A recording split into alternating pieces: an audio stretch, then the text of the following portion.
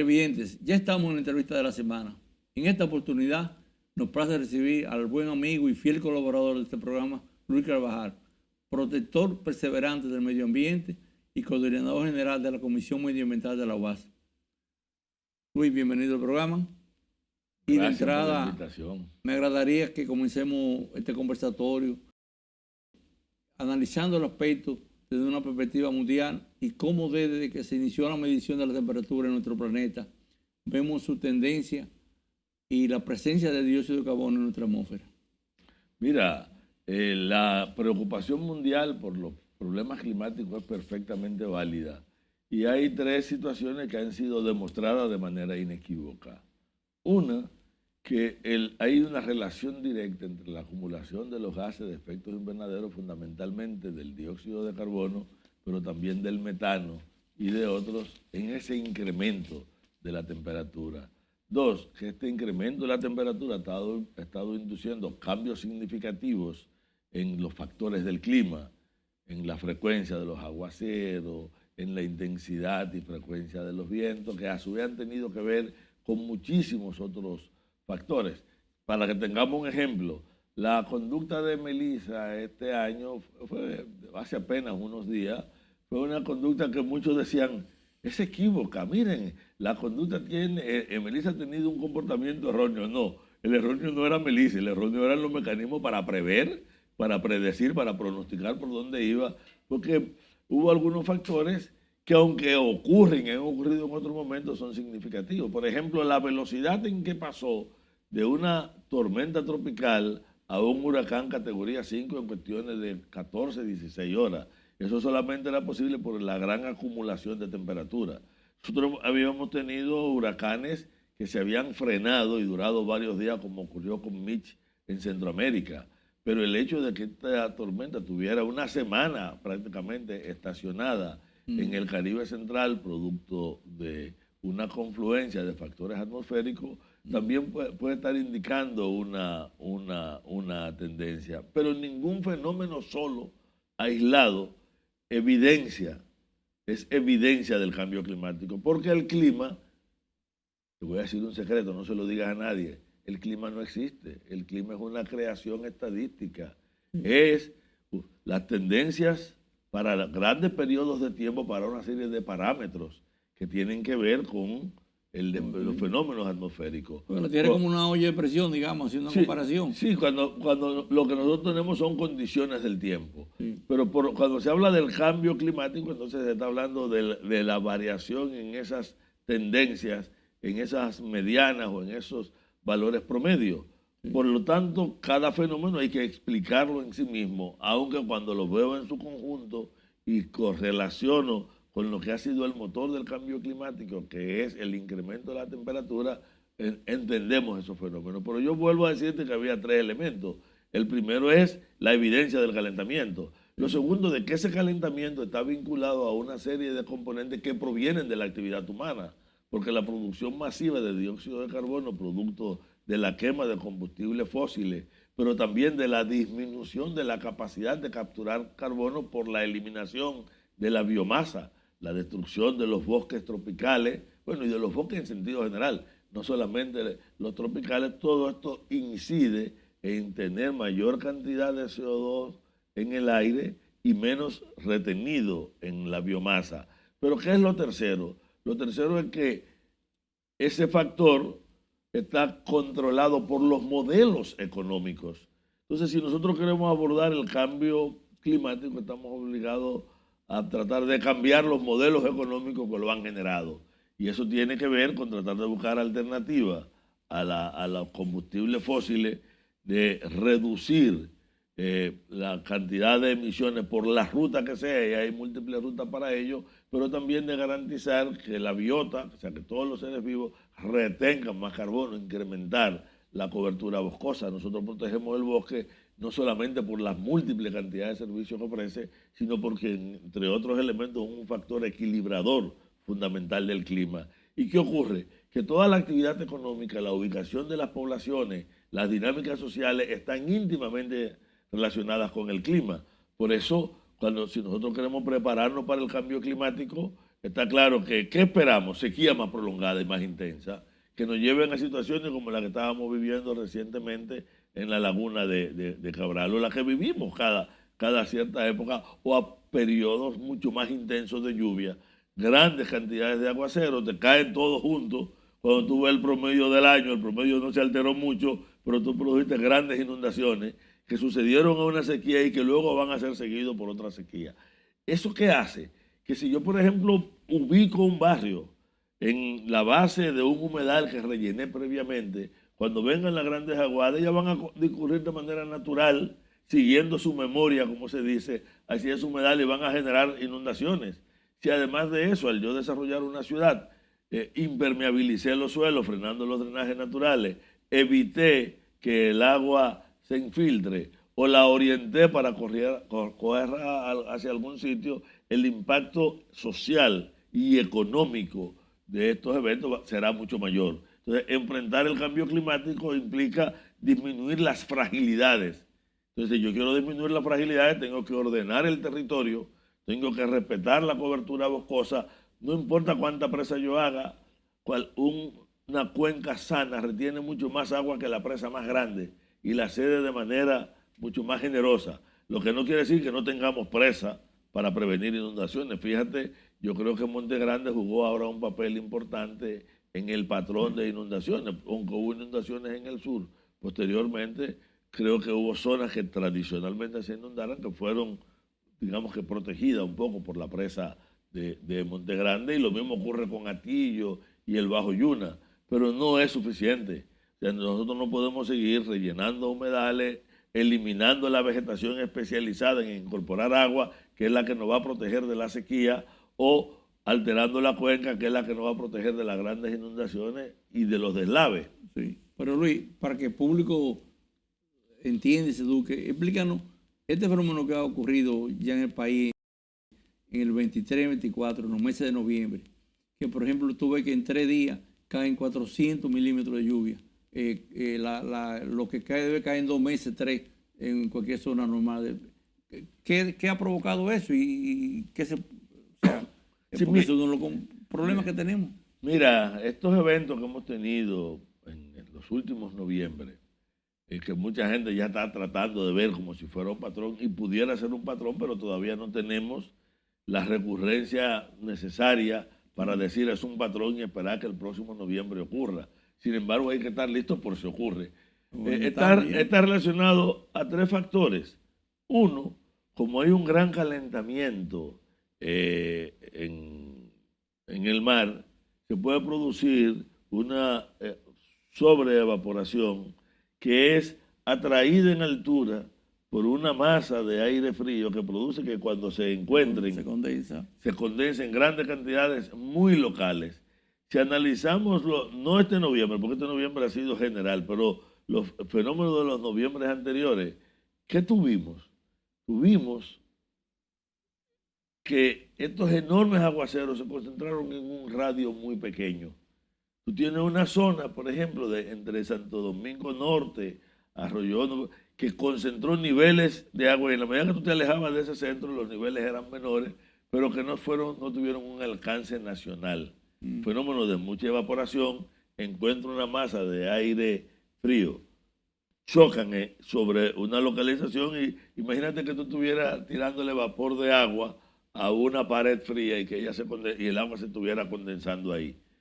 Ese fenómeno fuertemente localizado tiene que ver con la temperatura acumulada por el Mar Caribe. ¿Podemos decir que esto tiene que ver con el cambio climático? Sí, no. Yo vuelvo y repito que cada acción individual hay que estudiarla de manera individual y explicarla. Y para yo poderla relacionar con el cambio climático tendría que colocarla en las tendencias globales del clima, y ellos obligan a un seguimiento estadístico que los fenómenos individuales no explican en sí mismos.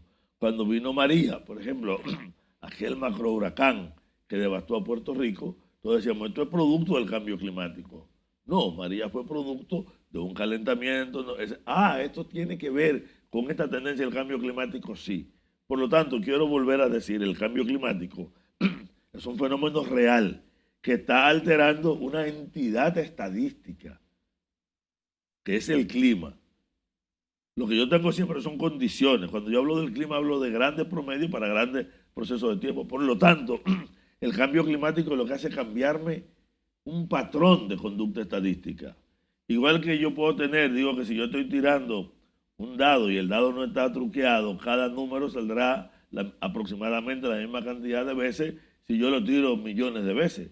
Pero lo que yo tire una sola vez no tiene que ver nada con la próxima ni con la próxima, y es probable que él cayó de esa manera porque chocó aquí, giró con tal fuerza, lo retuvo, y que cayera el 5 o el 4 fue una casualidad en ese momento. Ahora, que al final yo tenga más o menos el mismo valor para todo eso, ese fenómeno es estadístico.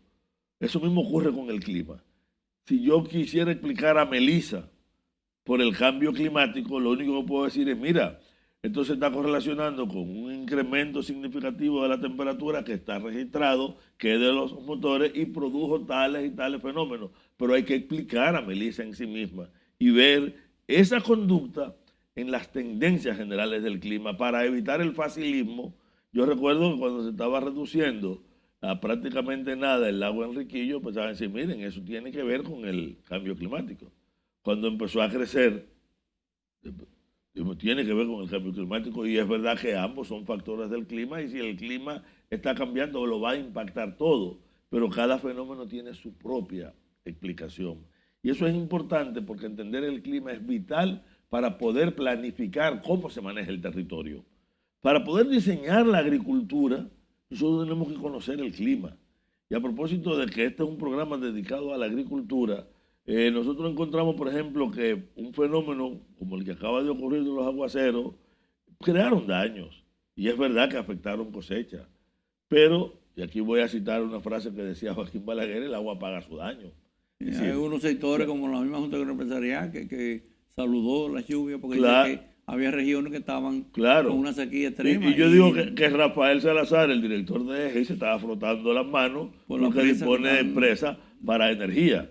Y nosotros acabábamos de hacer un informe, de hecho, 3 días antes de Melissa estábamos presentando ese informe en el Congreso sobre la situación de la Laguna Cabral, a la cual hay situaciones gravísimas porque se le había negado el caudal ecológico durante mucho tiempo, además de tener un uso desproporcionado por parte del central azucarero y una serie de factores. Sin embargo, en medio de la discusión vino la lluvia, la laguna recuperó el agua. Hay que tener cuidado con creer que el que recuperara el agua significa que se resolvió el problema de la Laguna Cabral. El problema de la Laguna Cabral no se ha recuperado, pero está claro que este evento de lluvia para ella fue una bendición. Para otros será una maldición, pero en última instancia, ¿cuánto daño o cuánto bien hace un fenómeno climático? Está asociado a en qué medida la sociedad se ha organizado para convivir con una situación que es normal.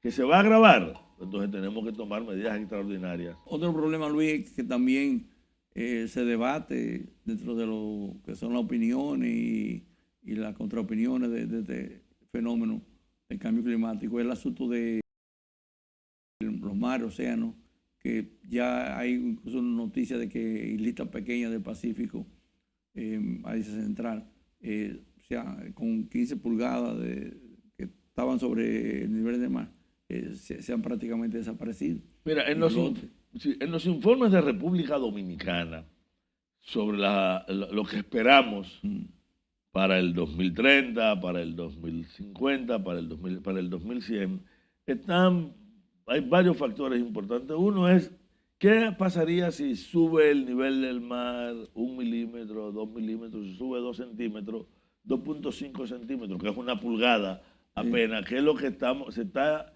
esperando en función de las predicciones del cambio climático? Esto implicaría un avance significativo de la cuña salina en la costa y un incremento de la capacidad de erosión del mar sobre la costa. En muchos lugares, estas variaciones que parecen ínfimas implicarían pérdida de grandes cantidades de territorio y en algunos casos desaparición de islas. Para nosotros, nuestra llanura costera y que tienen problemas ya de tendencia a la salinización por la sobredemanda de las aguas freáticas y sobre todo por el hecho de que la presión del agua que viene desde los sistemas cordilleranos, desde los sistemas de montaña, es cada vez menor porque la capacidad de captación se ha ido reduciendo. o porque hemos garantizado mayor circulación superficial, producto de que con la deforestación la torrencialidad de las aguas se incrementa. Para el país, de acuerdo a lo que se plantea, que vamos a tener una disminución relativa en la cantidad total de agua circulante, por lo tanto tendremos una tendencia a la sequía, pero tendremos muchos más eventos de inundaciones, producto de que los aguaceros se estarán concentrando.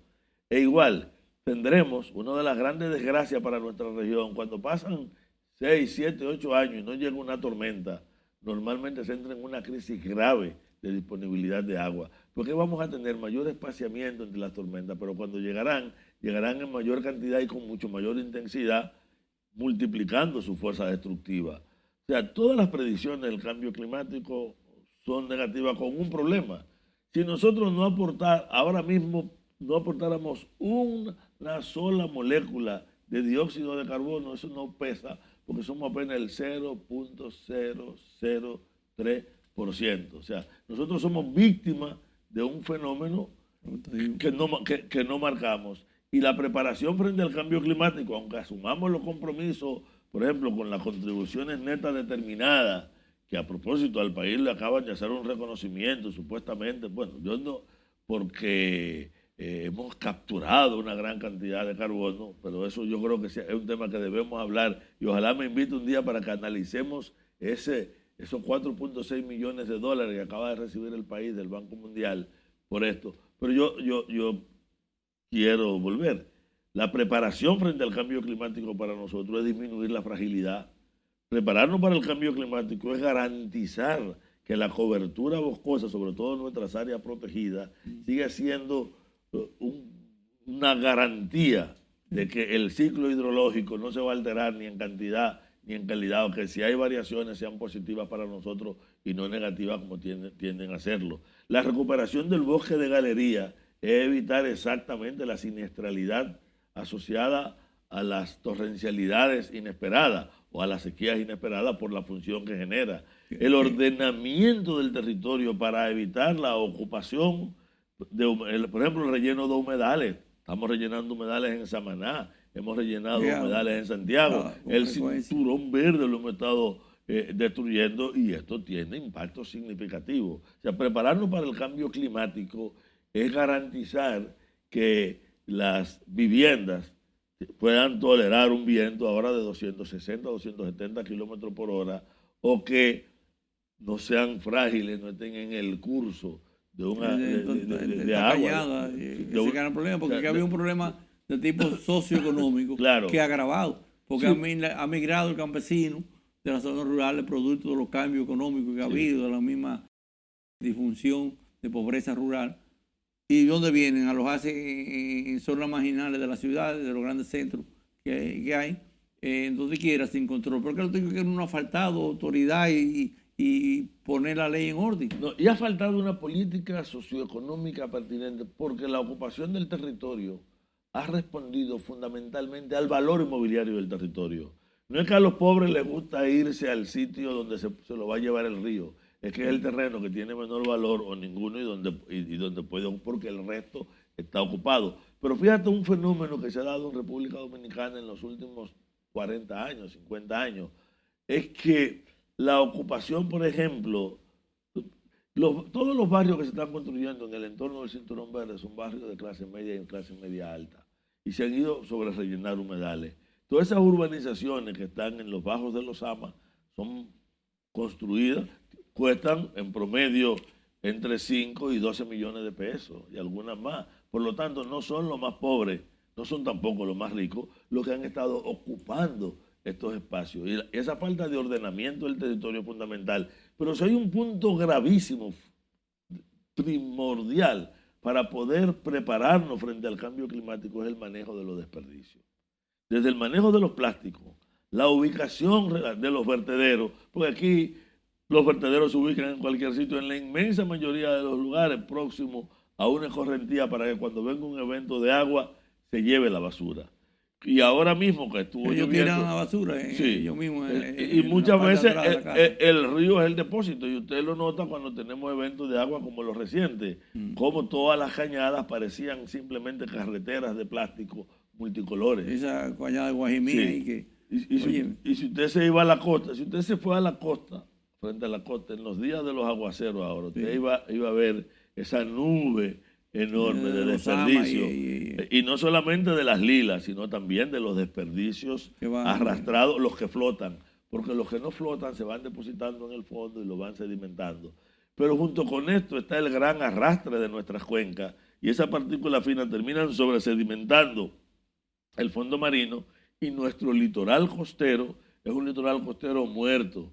Tiene una enorme cantidad de sedimento, tiene una gran cantidad de basura y ese desecho orgánico cuando se descompone acidifica y esa acidificación debilita el carbonato cálcico, lo fractura e incrementa la erosionabilidad y es uno de los grandes factores de riesgo para nuestra ciudad, como con el patrón de ocupación de la franja costera del malecón, ¿verdad? Todo el mundo lo conoce como el malecón, pero olvidémonos ahora de la carretera y pensemos que esa franja costera es mucho más amplia que lo que simplemente estamos viendo y que sabemos que la intrusión marina es mayor y que el depósito de la inmensa mayoría de esos desperdicios termina acumulándose bajo ese farallón.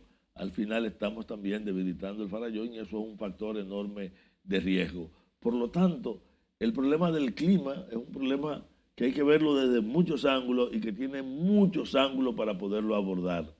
Nosotros no sabemos hasta dónde el impacto de la salinización de nuestros acuíferos va a pesar en la disponibilidad de un agua que cada vez es menor en cantidad y mayor en su demanda, de la cual limpiamos entre el 8 al 12% y con baja eficiencia. Si las aguas tratadas son menos del 15% en todo el país, con una baja eficiencia, lo que quiere decir que como estamos ensuciando el agua, esa agua sucia está dañando lo que queda del agua limpia. O sea, tenemos poca y la estamos ensuciando. Y no tratar el agua porque es cara, es mucho más costoso. O sea, lavar el agua, limpiar el agua es caro, pero no limpiarla es mucho más caro.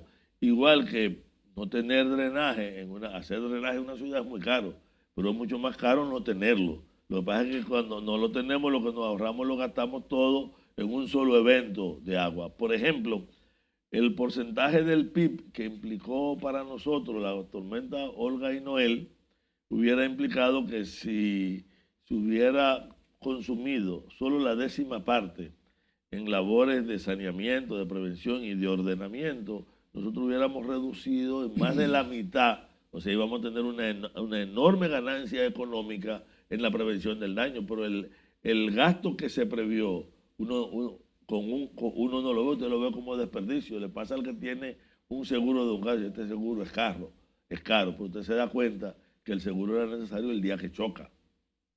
Sobre todo si usted chocó con un vehículo muy costoso, usted descubre que le sale mucho más caro no haber tenido seguro que tenerlo.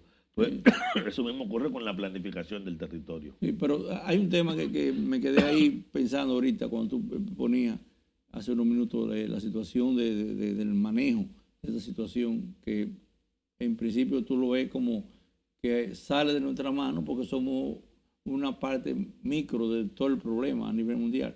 Pero la educación ya a nivel de nosotros, ¿cómo podría incidir en que eso te iba a decir? No, claro, mira, cuando empezamos, cuando yo decía que no empezamos, no quiere decir que no asumamos las responsabilidades que tienen que ver con ser parte de la prevención del cambio climático y disminuirla. Lo que quería destacar era que al país le corresponde en la preparación frente al cambio climático disminuir sus fragilidades y ello pasa primariamente por un nivel educativo. Pero cuando hablamos de educación no hablamos solo de la educación de la población. La conducta ética de los funcionarios tiene mayor fuerza pedagógica que cualquier mensaje. Por lo tanto, cuando el Estado, por ejemplo, te favorece que se pueda ocupar un humedal y te da un permiso, un ayuntamiento te da una no objeción y un Ministerio de Medio Ambiente te da una licencia para desarrollar un asunto donde no se debe, tú le estás diciendo a la gente, miren, los humedales los podemos destruir. Y aunque yo te diga en 10.000 mensajes que son escritos, cuida tus humedales, protégelos, óyeme, no es verdad. Yo te puedo generar una campaña educativa alrededor de la necesidad de clasificar los desechos, de separarlo en la fuente. Muy bien, tengo mi plástico, tengo mi materia orgánica, tengo aquí mis metales. Cuando viene la basura, lo recoge los tres porque no hay una... y lo metió todo en un solo camión. Y eso tiene un enorme mensaje. Por lo tanto, políticas públicas, políticas sociales, educación, ordenamiento y sobre todo régimen de consecuencia forman un todo armónico. Nosotros necesitamos la educación, pero yo te puedo asegurar que por muy educado que sea la gente que está en condiciones de supervivencia precaria, entre un barrio en el que los vehículos no pueden entrar porque son una gran cantidad de callejones y una cañada o un río, y eso lo tenemos en todo el territorio, mucho de este tipo, si el camión no llega y yo generé la basura, si yo salgo y lo salgo a la calle, lo voy a tirar también en un vertedero que nadie recoge y haré un vertedero ahí o lo tiro al río. Y en última instancia, las condiciones de sobrevivencia terminan determinando cuál es tu comportamiento. Para yo poder alterar ese comportamiento, tiene que haber un programa, por ejemplo, que me ejerce la cañada, que me pueda crear un punto de depósito intermedio para la basura porque el camión no puede entrar aquí. Yo tengo que buscar un mecanismo de organización social para la gestión de los residuos sólidos. Es decir, la educación es parte de un proceso de acompañamiento social, de promoción social, que es consistente con políticas públicas y con la ética con la que esas políticas públicas se desarrollan. Es fundamental desde la perspectiva ambiental. No hay un solo problema ambiental que no se resuelva sin la incorporación de la población. Y la población tiene que educarse. ¿Y la sanción? Porque yo creo que la sanción es lo que nos está faltando. Tiene que haber elementos punitivos. Yo puedo prohibir ahora mismo tirar la basura en la calle y decir que te vamos a poner una multa de medio salario mínimo al que tire una funda de basura en la calle.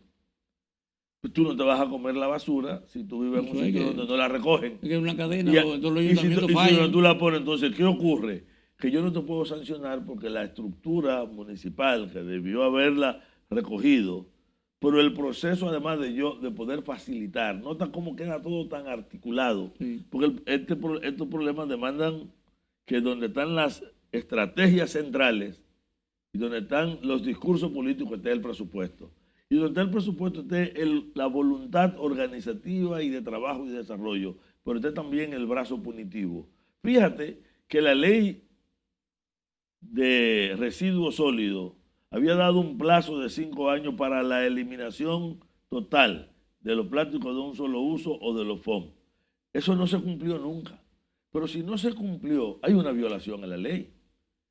Óyeme, es posible que nosotros obliguemos a sanciones. ¿A quién vamos a sancionar? ¿Al que importó el FOM? ¿Al que lo comercializó masivamente? ¿Al que lo compró para aplicarlo en su negocio? ¿O al ciudadano que al final terminó siendo el consumidor? Y que después lo depositó de manera adecuada o inadecuada, porque no importa lo que haya, ese FOM es un problema. Entonces tú descubres que verbalizar las cosas es fácil.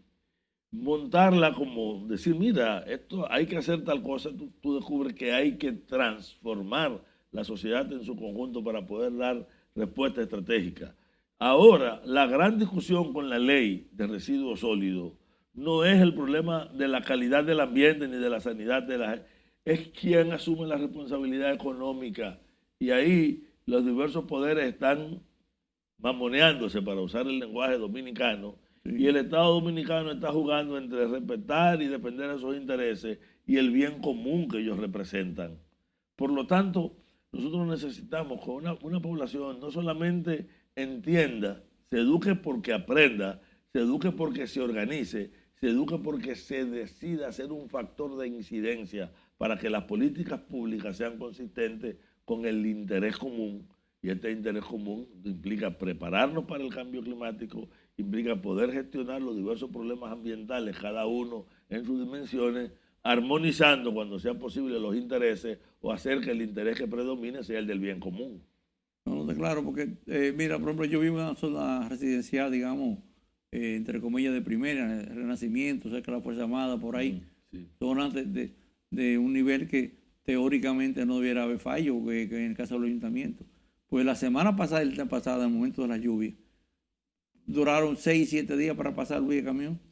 Entonces ya la basura no cabía, porque la gente tiene que sacarla, como tú dices, no puede guardarla Sí, más de un día o dos. En tu zona se hacen 2 grandes charcos. ¿Eh? En tu zona Sí. se hacen 2 grandes charcos que se hacen. ¿Sabes por qué se hacen? Porque ahí había una laguneta. Hace muchos años.